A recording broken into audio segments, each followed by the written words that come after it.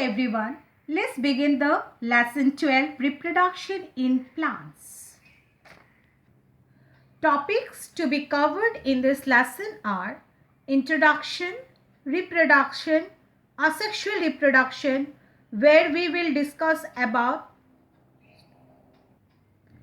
vegetative propagation, budding, fragmentation and spore formation. Sexual reproduction, where we will discuss about pollination, fertilization and seed dispersal. So, what is reproduction? The word reproduction, what does it mean? Re means anything that is happening again. Like, let me give you some examples. Rewind, that means when you try to repeat something again. Reinstall means when you are installing something again. Another word is reappear, means when something appears again. So reproduction means to produce again. So it is the process by which living organisms produce new organisms similar to themselves, or we can say the production of new individuals from their parents. Next, why is reproduction necessary?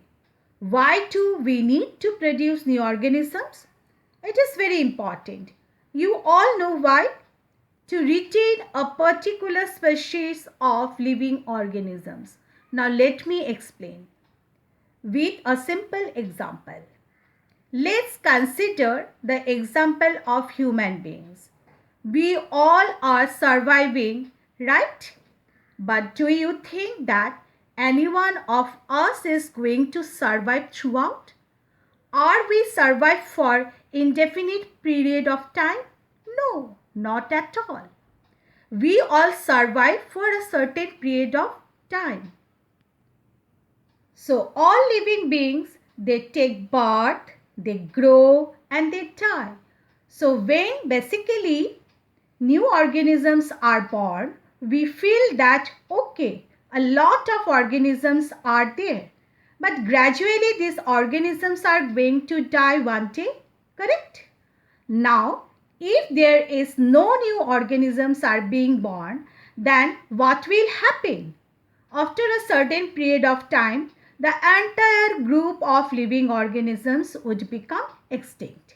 Not a single organism from the particular group will be left on the earth if there is no reproduction.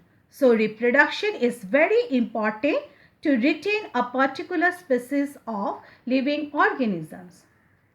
Transmission of characters from one generation to the next.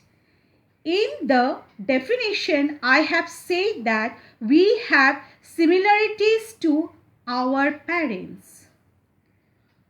Not only parents, but we would notice that we have similarities with our grandparents.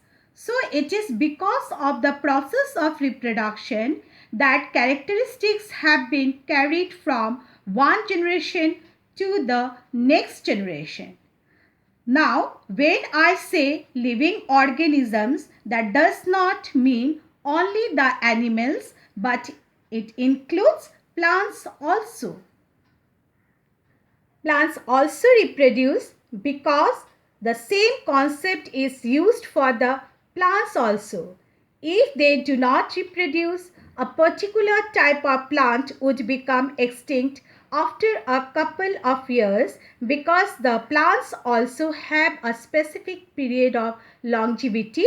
It is not that they remain alive for indefinite period of time. So, reproduction is important for all animals and all plants, but the way they reproduce might be different from one another. Next video, I will discuss about the different types of reproduction. Until then, bye.